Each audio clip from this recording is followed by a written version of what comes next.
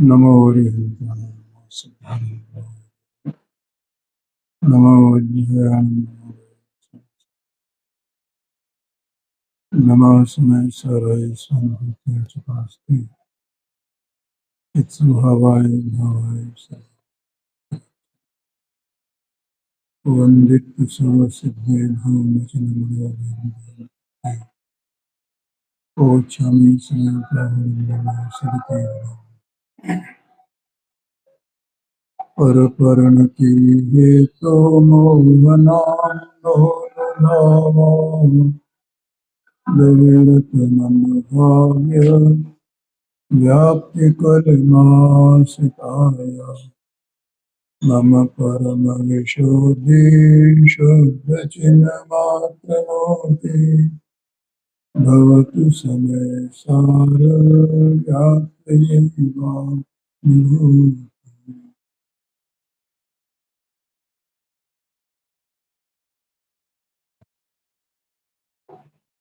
गुंफोदराज में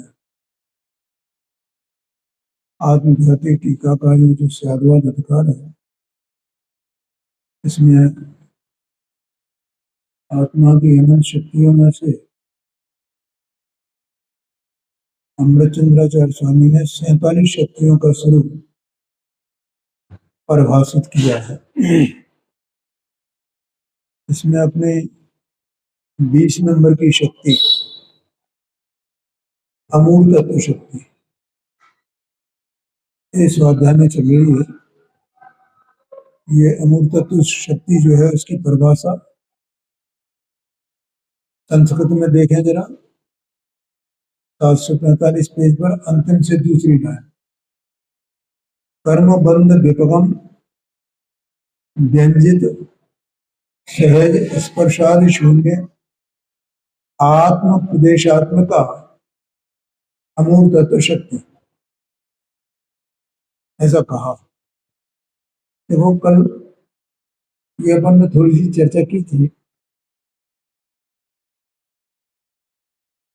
कि इस विश्व में जाति अपेक्षा से, स्वभाव अपेक्षा से जो 6 द्रव्य बताए गए हैं, उसमें एक द्रव्य को छोड़कर बाकी 5 द्रव्य ऐसे हैं, अमूर्तिक हैं, अरूपी हैं। अमूर्तिक कहो कि अरूपी कहो, एक ही बात, ठीक है। मुद्गल जो है वो रूपी है, मूर्तिक है। क्यों है मूर्तिक? क्योंकि उसमें स्पर्श, रस, गंध, वर्ण ये गुण पाए जाते हैं ना। अस्तित्व आदि जो सामान्य गुण है उनके साथ में इसमें पुद्गल में एक विशेष गुण पाए जाते हैं। एक बात। दूसरी बात यह है कि ये जो इसमें मूर्तिकपना है पुद्गल में, वो अपने जो छद्मस्थ जीव हैं उनके जो इंद्रिय ज्ञान है उस इंद्रिय ज्ञान के भी विषय बनते हैं। माने इंद्रिय ज्ञान से जाने जाते हैं, ठीक है। लेकिन इंद्रिय ज्ञान से वे जाने जाते हैं और आत्मा नहीं जाना जाता है। क्यों? आत्मा अरूपी है, इसलिए आत्मा इंद्रिय ज्ञान का विषय नहीं है। आत्मा अमूर्तिक है, ठीक है। अब वो आत्मा का जो अमूर्तिकपना है, तो जैसे अभी वर्तमान दशा में उसकी व्यक्तता नहीं है। व्यक्तता नहीं होने पर भी बाहर से देखें अपन तो उसकी व्यक्तता नहीं है अमूर्तिकपने की, लेकिन तो भी वो है तो स्वभाव से अमूर्तिक ही ना, भले ही उसकी व्यक्तता नहीं हो। ये तो एक बात है, माने इंद्रिय ज्ञान में उसकी व्यक्तता नहीं है। क्या बोला? इंद्रिय ज्ञान में व्यक्तता नहीं है। हाँ जी, हाँ जी। लेकिन जब यही ज्ञान इंद्रियों का अवलंबन छोड़ करके, मन का अवलंबन छोड़ करके अपने स्वभाव के सन्मुख हुए,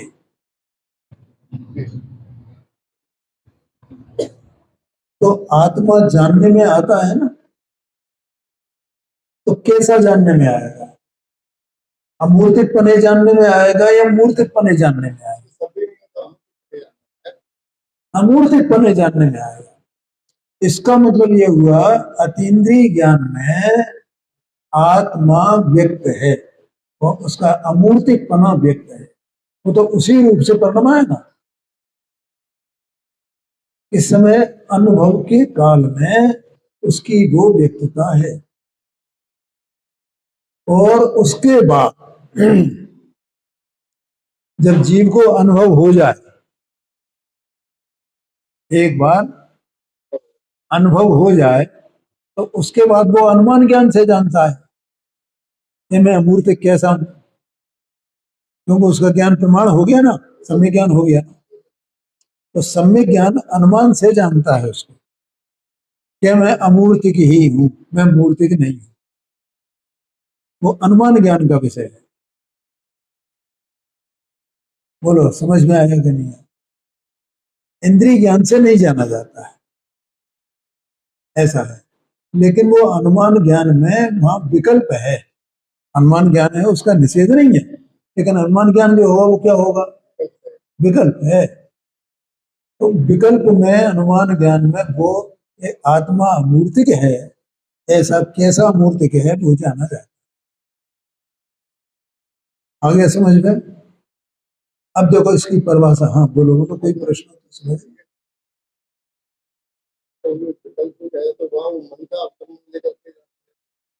जी हाँ जी, हाँ जी, मन का अवलंबन लेकर के जानेगा तो अनुमान से जानेगा ना। तो अनुमान जो है वो परोक्ष ज्ञान है ना। अनुमान तो परोक्ष ज्ञान में जानता है वो, ये आशय है। देखो अब यहाँ पर अपन इसकी परिभाषा पढ़ते हैं।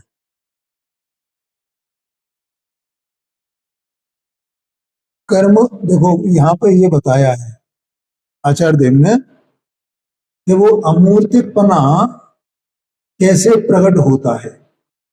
तो यहाँ कहते हैं देखो, अभी अमूर्तिकपना मतलब सामान्य पने व्यक्त नहीं है। जैसे ए आत्मा है तो अंदर में है तो अमूर्तिक, ठीक है, लेकिन अनाद से देह के संयोग में है ना। तो जब तक देह के संयोग में है तब तक उसका अमूर्तिकपना कैसे प्रकट हो, कैसे व्यक्त हो? तो वो कब व्यक्त होता है कि कर्म बंध व्यपगम, यानी कर्म बंध का अभाव होने, कर्म बंध व्यपगम, कर्म बंध का अभाव होने पर व्यंजित, व्यंजित मतलब व्यक्त होता है, व्यक्त है वहां क्या चीज? वो अमूर्तिक शक्ति, अमूर्तत्व शक्ति, वो वहां व्यक्त है, ठीक है। तो कर्मबंध व्यपगम, और क्या बोला था? व्यंजित, व्यक्त। और वो शक्ति कैसी है? सहज है। कैसी है वो शक्ति? सहज। क्यों? क्यों सहज क्यों है? क्यों? वो तो उसका स्वभाव ही है। जैसे आत्मा ज्ञान स्वरूप है ना, तो ज्ञान सहज है ना। क्या कहा? आत्मा चैतन्य वस्तु वो ज्ञान स्वरूप है, तो ज्ञान उसका सहज है ना। ज्ञान ज्ञान ज्ञान की रचना है। ज्ञान स्वभाव, ज्ञान स्वभाव, ज्ञान स्वभाव, ज्ञान स्वभाव। 745 पेज पर है।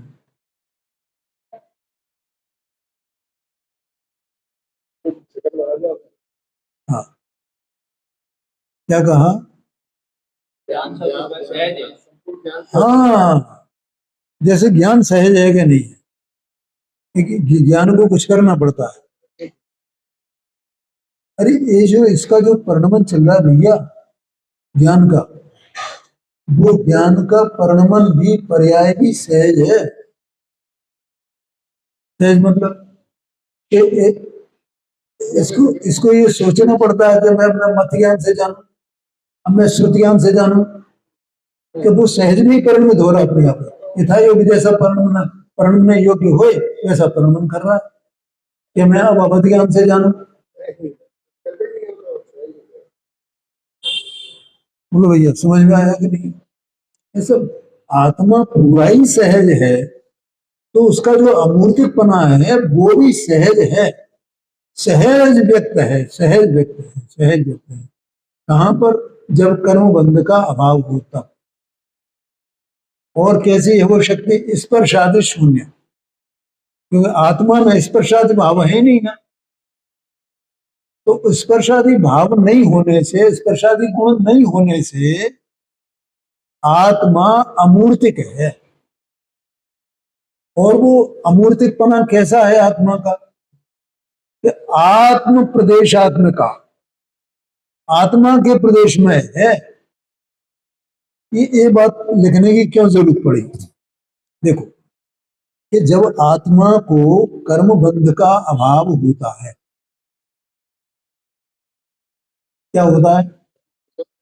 तो सिद्धालय में विराजमान होता है, और सिद्धालय में जो विराजमान होता है आत्मा, तो उसका आकार, वो पूर्व देह जो उससे पहले अंतिम देह जो है ना, उसके आकार रूप वो रहता है ना, आत्मा के प्रदेश उसके आकार रूप रहते हैं।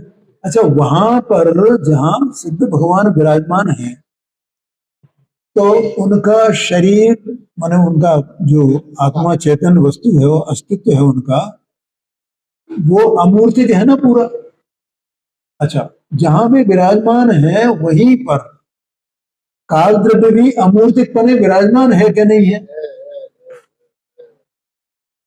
धर्म द्रव्य भी अमूर्तिक पने विराजमान है कि नहीं है? अधर्म द्रव्य भी अमूर्तिक पने विराजमान है कि नहीं है?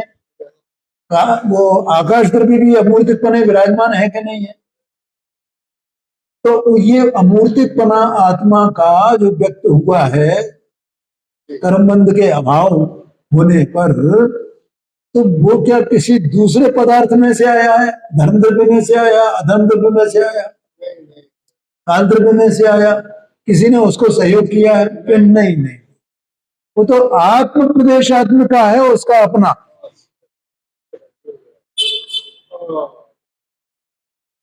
आत्मा के प्रदेश में है। वे सिद्ध भगवान असंख्यात प्रदेशी है ना, तो असंख्यात प्रदेश में है अंतिम शरीर के आकार को। क्या कहा? जैसे वो अपने आदिनाथ स्वामी, तो आदिनाथ स्वामी की अवगाहना कितनी थी? मतलब गृहस्थ अवस्था में, मुनि अवस्था में और अनंत अवस्था में, तो 500 धनुष की अवगाहना थी उनकी शरीर में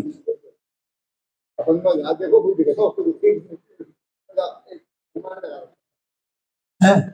और भगवान महावीर स्वामी की के 7 हाथ की अवगाहना, 7 हाथ कहा जाता है ना, 7 हाथ की अवगाहना थी। तो बोलो, वहां पर आदिनाथ स्वामी जो है, उनका जो द्रव्य है चैतन द्रव्य, वहां कर्मबंध का भाव हो गया ना, सिद्ध अवस्था में कैसे विराजते होंगे कि 500 धनुष के आकार में, किंचित नहीं उन कहा जाता है उसको, उसमें कोई विशेष बात नहीं है। क्या कहा पाने? और भगवान महावीर स्वामी का जो द्रव्य है वो, लेकिन दोनों के दोनों अपने अपने आत्म प्रदेशों में हैं। क्या कहा? अपने अपने आत्म प्रदेशों में हैं वे, कोई किसी के प्रदेश में नहीं है।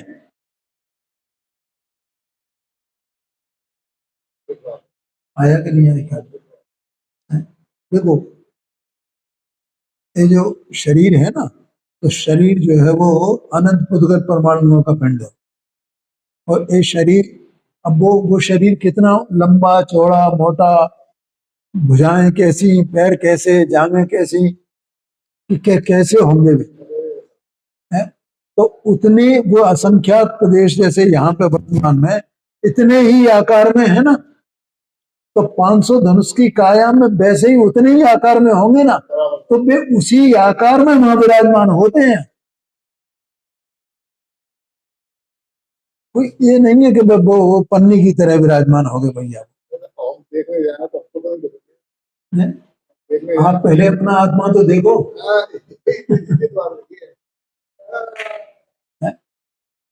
अपन पहले उसको समझ सकते हैं ना, कैसा स्वरूप है। ये समझ में आया कि नहीं है?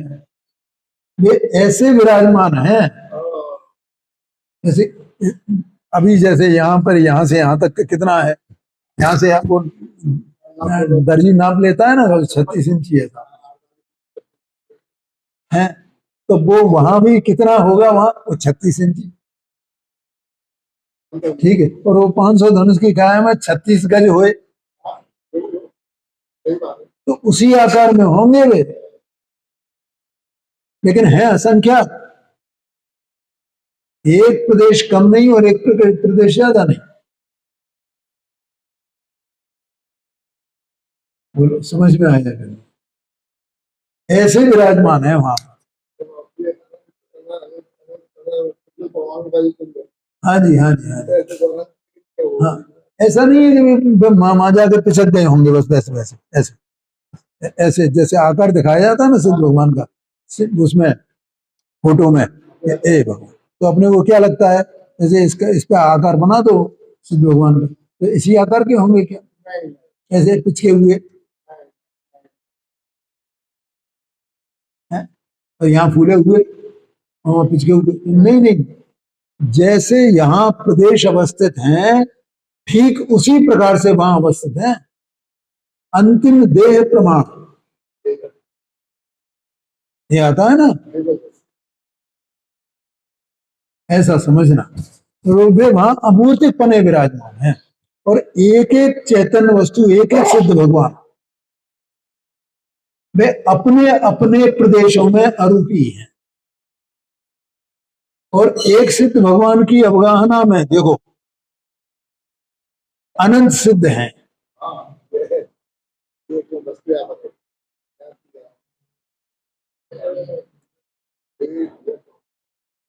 आया क्या नहीं आया? लेकिन यहाँ ये बात नहीं, ये विषय तो अपन थोड़ा सा उसके लिए आए निकाल लिया था, लेकिन वो अमूर्तिक शक्ति, अमूर्त तत्व शक्ति वो आत्मा का स्वभाव है, ये बताना है। लेकिन वो व्यक्त कब होता है?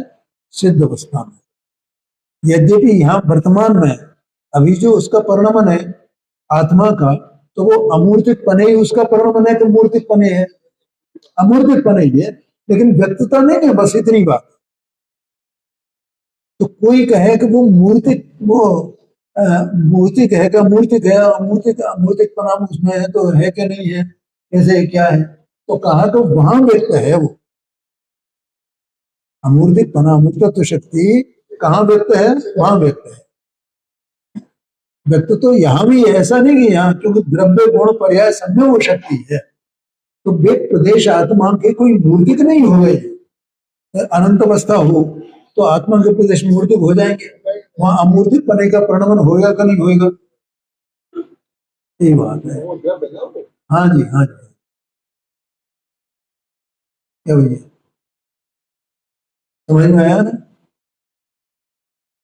तो और आत्मा जो अमूर्तिक है और एक खुदगत मूर्तिक है, तो इसका मतलब ये हो गया कि इसका आत्मा का जो अमूर्तिक पना है उसके कारण से, और इसमें जो है वो ये मूर्तिक हो गया हो, आत्मा इसके संयोग से मूर्तिक हो जाए, ऐसा नहीं है। देह मनवाणी के संयोग से या ज्ञानावरणाधिकार कर्मों के संयोग से अथवा आत्मा की अवस्था में रागादिक होने से आत्मा मूर्तिक हो जाए, ऐसा नहीं है। आया क्या नहीं आया?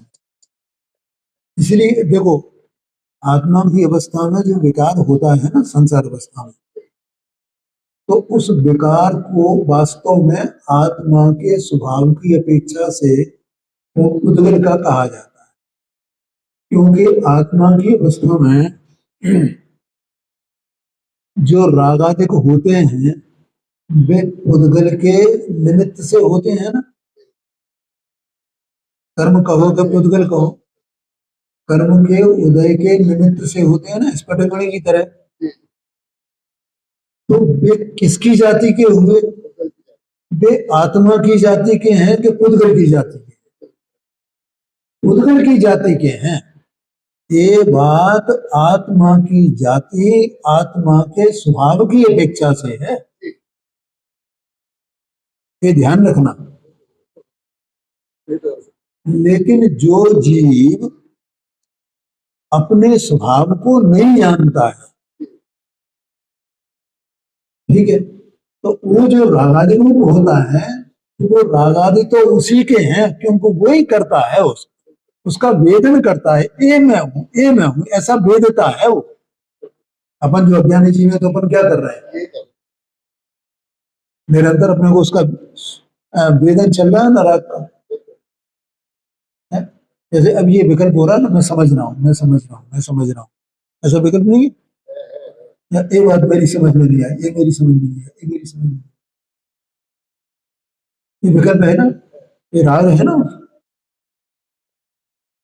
तो ये राग में डूबा हुआ है ना अभी, तो ये राग रूप स्वयं पर बनता है, लेकिन स्वभाव की अपेक्षा से, जाति की अपेक्षा से वो राग पुद्गल की जाति का है, क्योंकि पुद्गल के निमित्त से हुआ है। जब ये जीव अपने स्वभाव को देखे अंतर में, और उसको अंतर में देखने से, स्वभाव को ग्रहण करने से पर्याय में स्वभाव की व्यक्तता हुए, क्या कहा? नहीं है समझ? पर्याय में स्वभाव की व्यक्तता हुए, तो वो पर्याय ज्ञान की पर्याय क्या जानेगी? ये मेरी जाति का नहीं है, ऐसा प्रकाशित करेगी ना ज्ञान की पर्याय। और मेरी जाति का तो मैं ये ज्ञान स्वभाव हूं, तब उस ज्ञानी के लिए वो पुद्गल के हैं।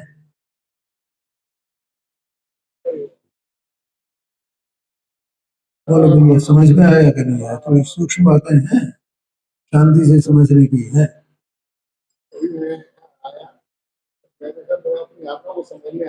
हाँ जी, हाँ जी, हाँ जी, हाँ जी, हाँ जी, हाँ जी, क्या भैया, ऐसा है। तो ये शरीर मूर्तिक है, और स्वभाव की अपेक्षा से रागादि भी मूर्तिक है, पौद्गलिक है। ज्ञानावरण आदि 8 कर्म भी पौद्गलिक है, बाहर का संसार सब पौद्गलिक है। तो वो सब मूर्तिक, सब मूर्तिक, सब मूर्तिक, और आत्मा अमूर्तिक। इनसे, कर्म से या देह से आत्मा को, आत्मा में न तो मूर्तिकपना होता है, और न आत्मा का अमूर्तिक स्वभाव खंडित होता है, बाधित होता है। बोलो, समझ में आया कि नहीं आया? क्या कहा? जैसे देह की क्रिया हो रही है ना, तो देह की क्रिया से, जैसे जैसे देह की हरकत हो, वैसे वैसे आत्मा के अरूपिक प्रदेश, उनके निमित्त से वे अपने उपादान से हरकत में आते हैं ना, मन वचन काय। तो उसके निमित्त से क्या आत्मा मूर्तिक हो गया? कुछ इसको ऐसा कहा जाता है ना, मन योग, वचन योग, काय योग। भैया ये निमित्त निमित्तिक भाव है। अथवा तो आत्मा के प्रदेशों में हरकत होए, तो उससे मन वचन काय में हरकत होए। तो क्या आत्मा ने मन वचन काय के कार्य को किया, मूर्तिक का कार्य किया, या मूर्तिक ने आत्मा का कार्य किया? नहीं किया। अभी अपन इंद्रिय ज्ञान और अतीन्द्रिय ज्ञान की बात कर रहे थे, ठीक है। अब ये आत्मा जानता है, आत्मा मूर्तिक है ना, तो उसका ज्ञान भी जानने वाला अमूर्तिक है कि मूर्तिक है? और एक कहा जाता है, आगम में भी ये व्यवहार से बात आती है कहने में, कि जो जीव एक इंद्री से जानता है वो एक इंद्री वाला है, जो जीव 5 इंद्री से जानता है तो वो 5 इंद्री वाला है, पंचेंद्री जीव कहा जाता है उसको। तो क्या इसका जानना वो इंद्रियों से हो रहा है, तो वो क्या मूर्तिक हो गया जानना? क्योंकि देह तो इंद्रियां तो मूर्तिक हैं, तो जानना मूर्तिक हुआ कि अमूर्तिक ही रहा है? हाँ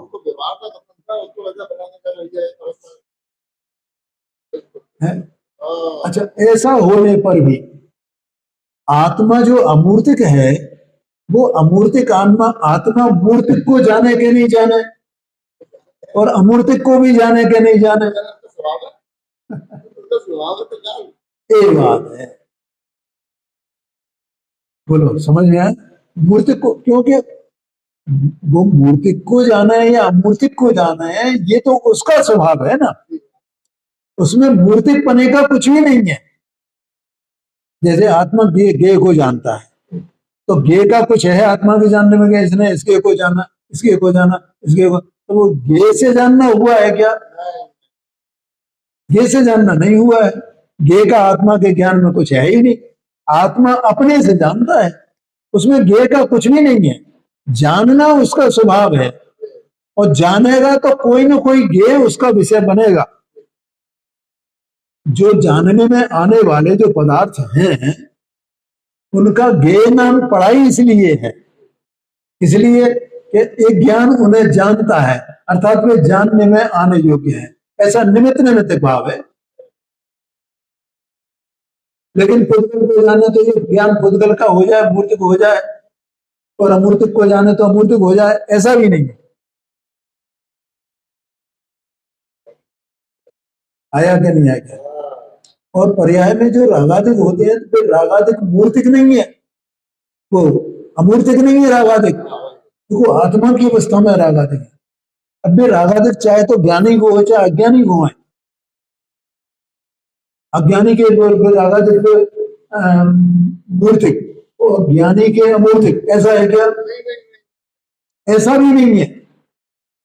ज्ञानी अज्ञानी दोनों के, साधक जीव और अज्ञानी दोनों के जो राग होता है कर्मोदयजन्य, वो राग मूर्तिक ही है।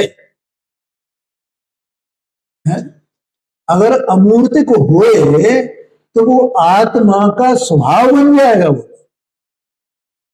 क्योंकि वो आत्मा का स्वभाव नहीं है ना। और वो राग कोई ऐसा तो है नहीं कि आत्मा के किसी प्रदेश में और किसी प्रदेश में नहीं हो। पूरा पर्याय है ना, तो पर्याय वो पूरा द्रव्य असंख्यात प्रदेशी, तो पूरे गुण भी, एक एक गुण कैसा है? असंख्यात प्रदेशी, तो एक एक पर्याय कैसी है? पूरा पूरा आत्मा ही परिणमा है ना, कोई ऐसा तो नहीं आत्मा को कोई एक अंश परिणमता होए। क्या बोलिए? देखो, प्रदेशों की अपेक्षा से कोई भेद नहीं है भैया, द्रव्य में, गुण में, पर्याय में। जितने भेद हैं वे उनके अपने अपने हैं, अपने अपने गुणों के गुण में, पर्यायों के पर्यायों में है। लेकिन प्रदेश में नहीं है। हाँ जी, हाँ जी, हाँ जी। एक एक समय की एक एक पर्याय हो रही है, तो उन पर्यायों में तो भेद है। एक एक गुण अपने स्वभाव को ग्रहण के लिए हुए पूरा विराजमान है, ध्रुव है ना, ध्रुव है ना, ध्रुव है ना, ऐसे अनंत गुण वाला आत्मा है ना। तो ये अनंत गुण ज्ञान है, दर्शन है, सुख है, ये सब आत्मा में अनंत गुण है ना। तो उनमें गुणों की अपेक्षा से ही भेद है, लेकिन प्रदेशों की अपेक्षा से न पर्याय में भेद है न गुणों में भेद है। क्या समझ में आया कि नहीं आया? हाँ, अच्छी बात है। तो वस्तु अखंड अभेद है, कि ज्ञानी के नहीं होता होगा, अज्ञानी के तो होता है ना, कि ना अज्ञानी के हो ना ज्ञानी के हो। जहां असंख्यात प्रदेश में द्रव्य, असंख्यात प्रदेश में उसके अनंत गुण, असंख्यात प्रदेश में उन अनंत गुणों का परिणाम, एक साथ है। अच्छा, गुणों में जो भेद कहा जाता है वो तो वे सहभागी हैं, परमार्थ से उन्हें कोई भेद नहीं है। और अगर वे भेद नहीं हो माने अलग अलग नहीं हो, ऐसा भी नहीं है, तो फिर आत्मा जानने में कैसे आएगा भाई? आत्मा को एक गुण वाला तो है नहीं है? एक गुण आत्मा में है क्या कि एक आत्मा तो ज्ञान गुण वाला है बस अकेला? ऐसा अकेला एक ज्ञान गुण वाला या एक गुण वाला आत्मा नहीं है। आत्मा अनंत गुण वाला है, लेकिन वे सारे सारे गुण एक साथ एक में एक रहते हैं, ध्रुव हैं, और पर्याय क्रम क्रम से होती हैं। चाहे वे व्यंजन पर्याय हो वे क्रम क्रम से होती हैं, चाहे वे अर्थ पर्याय हो वे क्रम क्रम से होती हैं। आत्मा का मन जो आत्मा अज्ञानी है, तो अज्ञानी आत्मा के जो पर्याय हैं वे भी उसी द्रव्य में है। तो इसलिए वो जो राग होता है ना ज्ञानी को, तो पूरे द्रव्य में है ना। एक समय की पर्याय काल भेद से कहा जाता है, क्षेत्र भेद से नहीं है। जो राग राग हो गए हैं आत्मा के अवस्था में, उसका निमित्त कारण तो होते हैं। हाँ जी, हाँ जी, उपादान कारण से आत्मा ही हुआ। हाँ जी, हाँ हाँ, देखो, हाँ हाँ, बोलो पूरा प्रश्न। आत्मा हुआ, हाँ, आत्मा मूर्ति है, हाँ जी, राग मूर्ति है, हाँ तो जी, मूर्ति को वस्तु मूर्ति का कार्य कैसे कर? हाँ, हम मूर्ति वस्तु मूर्ति का कार्य कैसे करें, ऐसा प्रश्न है। देखो, आत्मा अपने उपादान से राग रूप हुआ, ठीक है। तो जो आत्मा अपने उपादान से राग रूप हुआ, ये कथन शांति से समझ रहे भैया, व्यवहार में से है। कौन सा व्यवहार? व्यवहार में तो चार भेद है।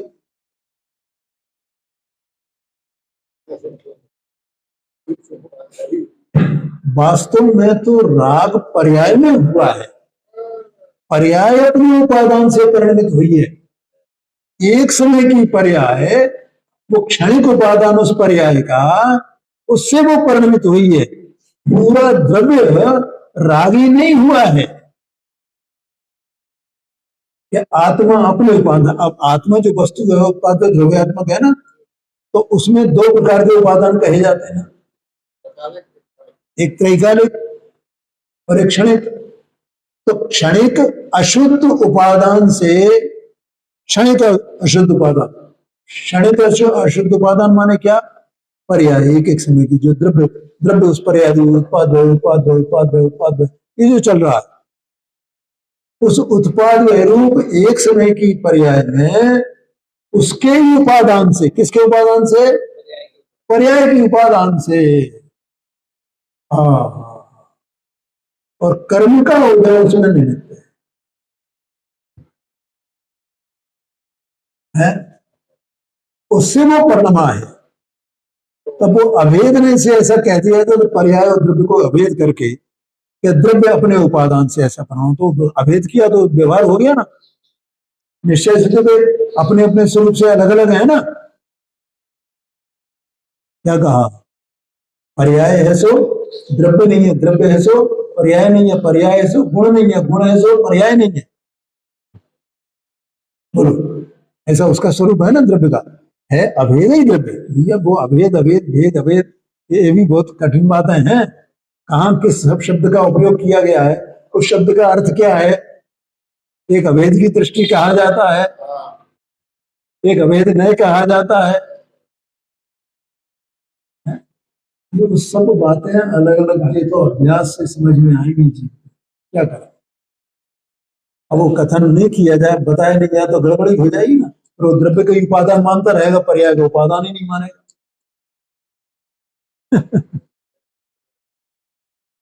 हाँ भैया, समझ में आया ना? हाँ, अब बोलो, अब क्या प्रश्न है तुम्हारा? हो गया। तो ऐसे वो जो अज्ञानी जीव है, तो वो अज्ञान, अब देखो अभेदने से वही परिणमा है ना जीव, द्रव्य से नहीं परिणमाना राग रूप, तो पूरा ही रागी है ना वो। एक समय की पर्याय में काल भेद है उसमें, एक समय की पर्याय में राग है और दूसरे समय में वीतराग है। क्या कहा? 10वें गुण स्थान तक जीव की अवस्था में राग रहता है, लोक कसाय है कि नहीं, और 12वें गुण स्थान में वीतराग। तो कितने समय लगते होंगे 10वें गुण स्थान से 12वें गुण स्थान में जाने में, या 11वें गुण स्थान में जाने में? 12वें गुण स्थान में समझो आप कितना समय? कोई नाप ही नहीं, वो तो एक समय, क्यों पर्याय एक समय भी है ना।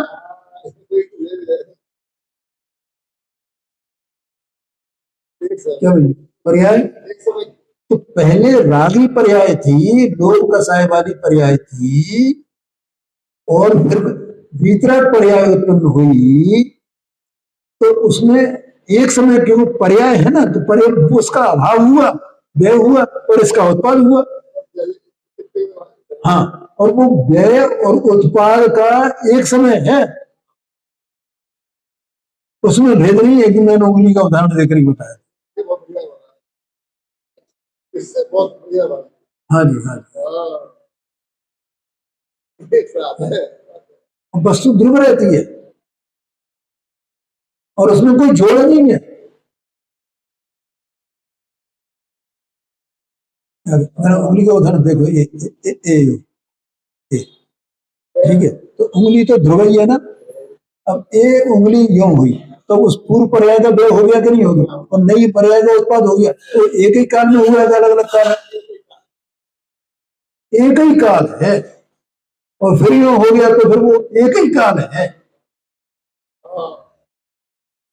इसका मतलब वास्तव में देखा जाए तो उत्पाद व्यय में भी कोई ज्वाइंट नहीं है, कोई जोड़ नहीं है।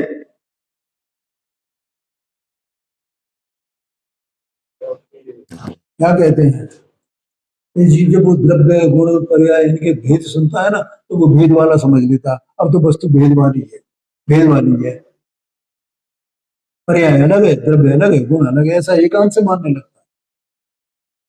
और उसमें कोई भेद है ही नहीं वस्तु में। वो भेद क्या, भेद का विकल्प किया जाता है, भेद की कल्पना की जाती है वस्तु को समझने के लिए, और एक बार के समझ करके, ठीक है। अब जो सिद्ध भगवान है, तो वे तो सिद्ध हो गए, तो वे अवैध रूप परिणमन कर रहे हैं ना। और उससे पहले जब इस संसार में थे, तो भेद को समझा होगा कि नहीं समझा होगा? भेद को समझा होगा कि नहीं समझा होगा? और ऐसे ही समझा होगा अगर मैं अभेद ही हूं, तो अभी भेद इस प्रकार से है। उसको जानने के बाद ही अभेद सृष्टि होगी। हाँ जी, हाँ जी, हाँ जी, यही बात है। देखो इतनी बात समझ में आती है हो, कहीं कोई भेद उसमें वस्तु में द्रव्य पर्याय में है ही नहीं, ऐसी वस्तु है, और पूरी वस्तु ऐसी अमूर्तिक है, तो उसका द्रव्यपना अमूर्तिक, उसका गुणपना अमूर्तिक, और उसका पर्यायपना। बोलो समझ में आया कि नहीं पाड़े? ऐसा समझ है। हाँ हाँ, केवल दर्शन, केवल क्या, इसका क्या हाँ जी, ऐसा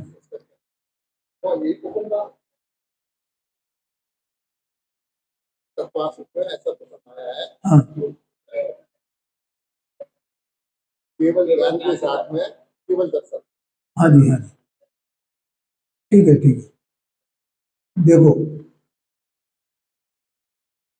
जीव चैतन्य वस्तु सत्स्वरूप पदार्थ है, ठीक है। संसार अवस्था में उसे दर्शनोपयोग का परिणमन और ज्ञानोपयोग का परिणमन, ये भेद रूप है, उपयोग से। देखो, अपन तत्वार सूत्र में एक बात आई है, लब्धि उपयोगो भावेंद्रिय, तो लब्धि भी भावेंद्रिय है, इसका मतलब ये हुआ, और उपयोग भी भावेंद्रिय है। अच्छा, लब्धि क्या है और उपयोग क्या है, इसमें क्या अंतर है?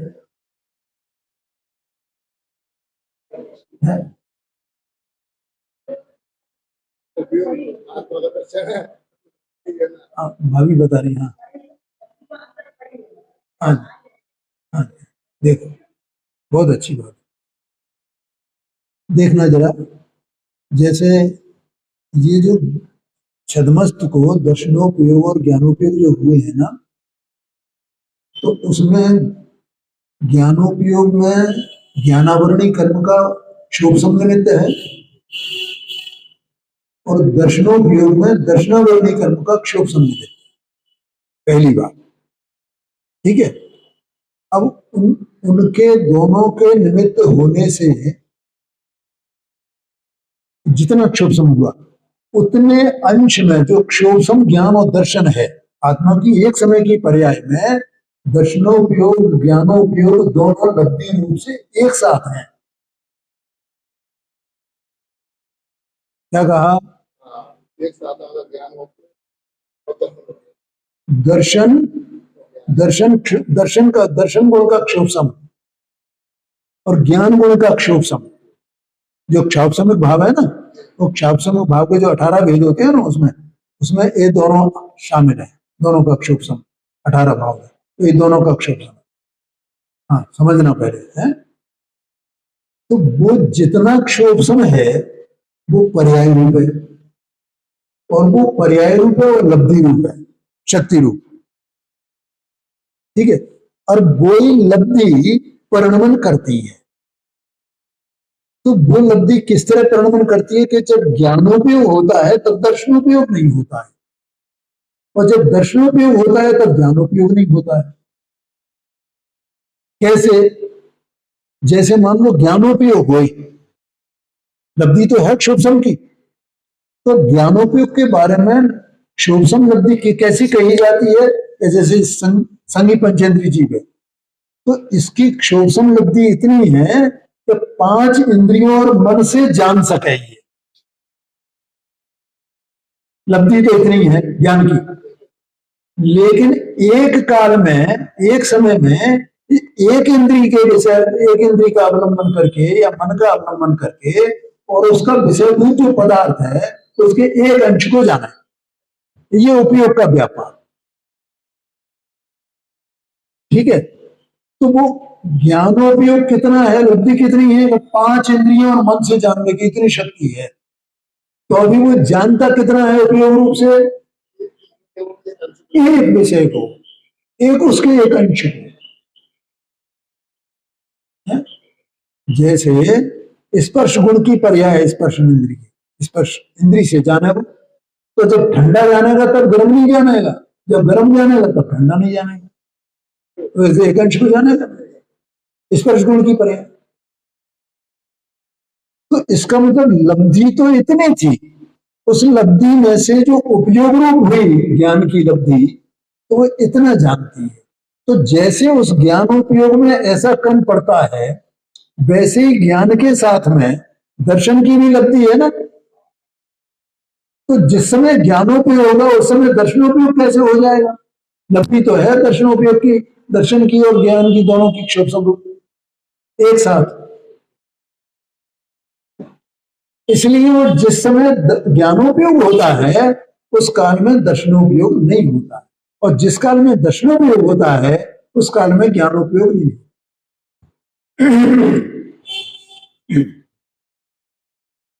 ठीक है। और ये लब्धि और उपयोग दोनों ये पर्याय रूप ही है। देखो आप जरा उसका विचार, अपन कहां अपन समय सार की बात कर रहे हैं, और उस समय सार के साथ में जो आत्मा का स्वरूप हमें जानने में आया है, उस आत्मा के ये परिणाम है ना, वो आत्मा कैसा परिणाम करता है, क्या गजब है, कैसी वस्तु है अजब गजब। अनंत ज्ञान का धनी, अनंत दर्शन का धनी आत्मा, और जो छद्मस्त अवस्था है उसमें क्षोभसम ज्ञान की दशा कैसी है, क्षोभसम दर्शन की कैसी दशा है। आत्मा तो वही है ना, मैं वही आत्मा हूं ना। और ऐसा भी परिणाम हो सकता है,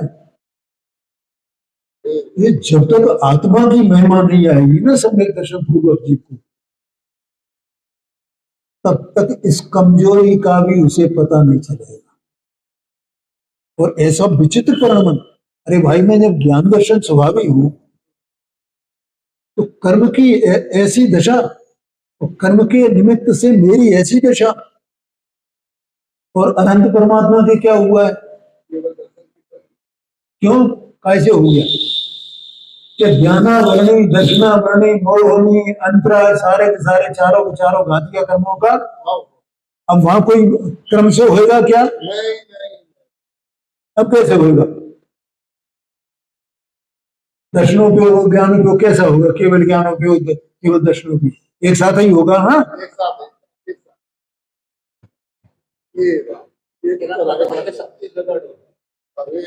शोभम रूप दशा में वो लब्धि होती है और उपयोग होता है, लेकिन वहां लब्धि नहीं होती है, वहां तो लब्धि और उपयोग एक ही है।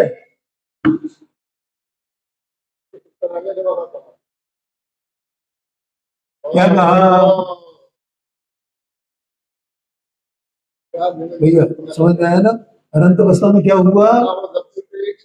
हाँ, अब वहां लब्धि उपयोग का कोई भेद ही नहीं है, क्योंकि ये छद्मस्त अवस्था में ये कमजोरी है। क्षोभम ज्ञान ज्ञानावरण कर्म का जो क्षोभम है ना, उससे जो ज्ञान दर्शन प्रकट होता है ना, उसकी ऐसी कमजोरी ऐसी दशा है, इतनी निकृष्ट दशा है। तू क्या चाहता है भाई? तू इस निकृष्ट दशा बनी रहे तेरी,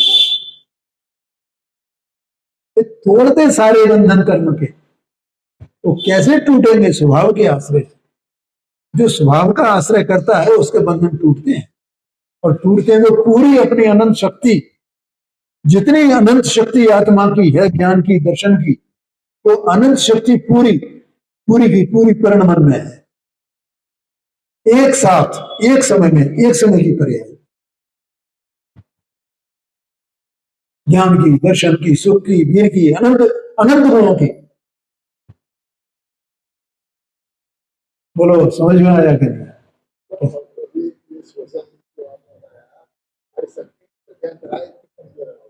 है जी? अरे दुख की बात है क्या सुख की बात है?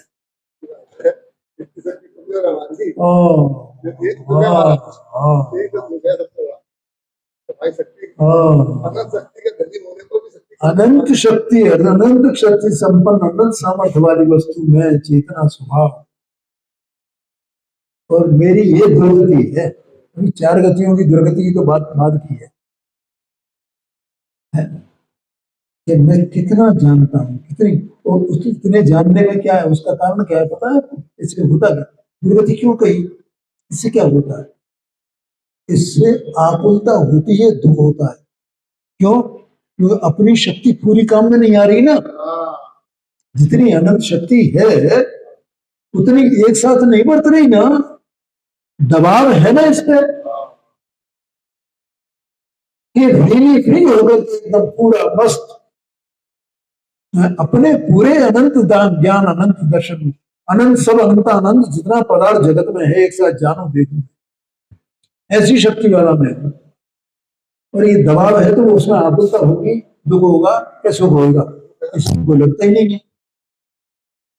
और वो कैसे व्यक्त होता है पता है? कि इसको निरंतर इच्छा बनी रहती है जानने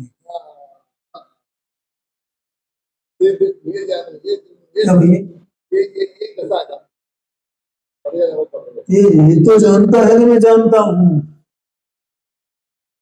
है? और इसको जानने की निरंतर इच्छा बनी रहती है, और वो पर्याय एक समय में पलटती ही है। एक समय में न पलटे तो आनंद अंतर मुहूर्त में तो पलटती ही है ना। जो विषय बन रहा है उसको छोड़कर दूसरे विषय में जा रही है, और वहां वो होने से उसे राजदेश होंगे ना। क्या कहा? ये उसमें से निकलता है सर, ये उस क्षोभम ज्ञान दर्शन के कारण ये दशा है जी। इसे कभी विचारेंगे, ये पंडित जी सामने मोक्ष में प्रकाशक में लिखा है, ये सब बात है। इस जीव की क्या दुर्गति है तीसरे अधिकार में। हाँ जी, हाँ हाँ, वो लिखा है ना, उसको पढ़ना भैया। एक क्षोभसम ज्ञान क्षोभसम दर्शन, ये जीव को कैसे दुख का निमित्त है संसार में। इसे तो पढ़ भी ले तो कुछ को ये खत्म। अरे ये मेरी बात है प्रभु, तू देख तो सही अंदर में, तू कौन वस्तु है और कर क्या कर रहा है, तेरी आकुलता हो रही है कि नहीं हो रही है। बिल्कुल नहीं, अनाद के अज्ञान के अभ्यास का संस्कार इसको कहते हैं। तुझे आकुलता आकुलता लगती नहीं, दुख दुख नहीं लगता।